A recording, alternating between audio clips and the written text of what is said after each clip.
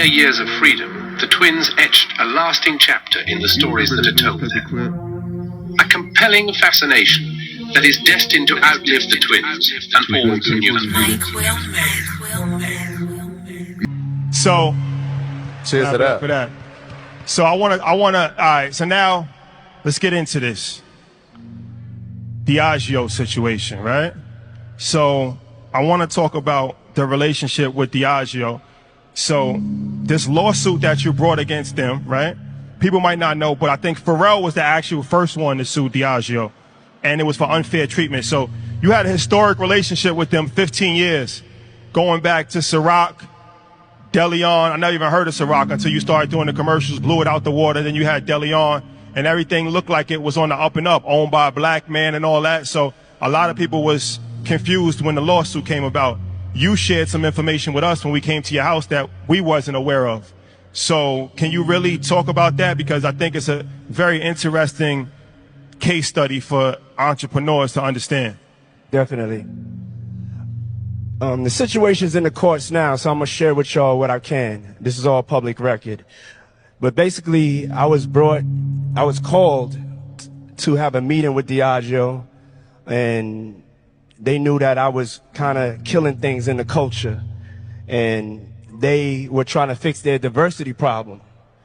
And through that, a meeting was set up, and I told them, you know, I want to be an owner, that I have these ideas from promoting parties at Howard, just remembering that I would always get the door and never get the bar. And so I said I have aspirations to have black-owned brands owned by black people behind the bar and a part of your organization. They're the biggest distributor of spirits in the world, biggest maker of spirits in the world. So we get a test project. I'm looking at their portfolio, and they say we can start something from scratch. But I'm looking at their portfolio, and I remember one night I was having a great time with Ciroc. I had some Ciroc. It was made by grapes, and I remember, you know, having just such the greatest time. And so the light bulb went off in my head. I said, I don't want to wait and develop nothing. Let me show you what I could do with Ciroc. Let me show you how I could turn your revenue around. They were losing $40 million a year. And I went and turned it around and took it to 2.6 million cases from 40,000 cases. Okay? And so this is something that's never been done. Clap it up for that. And so 15 years later, even though I had that success, I was always fighting for Ciroc not to be pigeonholed. Not to be pigeonholed as a black brand, not to be pigeonholed as an urban brand. I already went through that. I went through that with Sean John. They put me in the urban section. I had to go and disrupt the fashion industry, pull up on Fashion Week, and show them what that black excellence swag is about. And that's what we did with Sean John. And so with Ciroc, it was the same thing, get into the spirits industry. No matter what industry I went into, I always came up against this ceiling that they just wanted to keep me in the colored section. I would say for businesses, you have white-only business, just like you have white-only bathrooms back in the days, and you have black-only business. And so my fight is to always make sure that we could just do business. I want to be treated equally like anybody else. And so that's what the fight is about. And it's not me just fighting for me. I'm fighting for us. Because whatever bar I set, y'all have to come behind me on that bar, and I want to make sure that it's right. So that's what the fight is about, simply put. And the last things, to make it clear, was with DeLeón. I still own DeLeón, okay?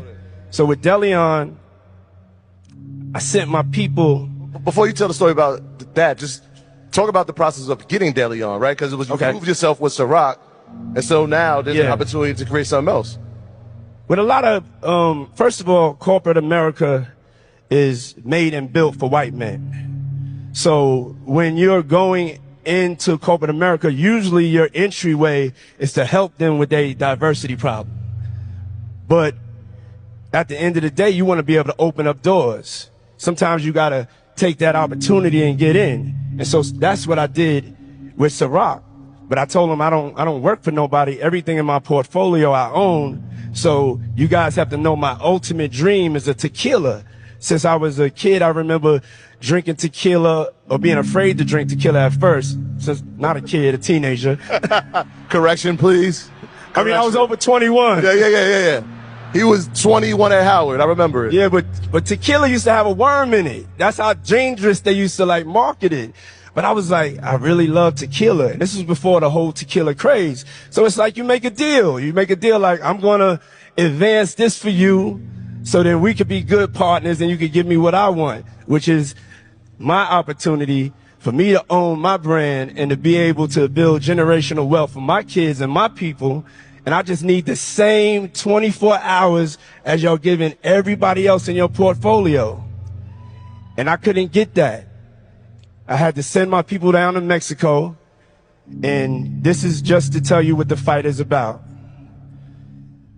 They went down to Mexico, and when they got down there, they found out that there was 0 agave planted for DeLeón. So there was no plan for us to be successful. There was no equal treatment. The other brands, they had agave planted. They had no agave planted for me. And sometimes you have to go check even your partners to see what's really going on. And so when I saw that, I was like, nah, I'm going to fight because it's bigger than me. It's about not just me, it's about we, it's about all of us. So I chose my purpose over profit. And that's the whole DeLeón situation. Yeah.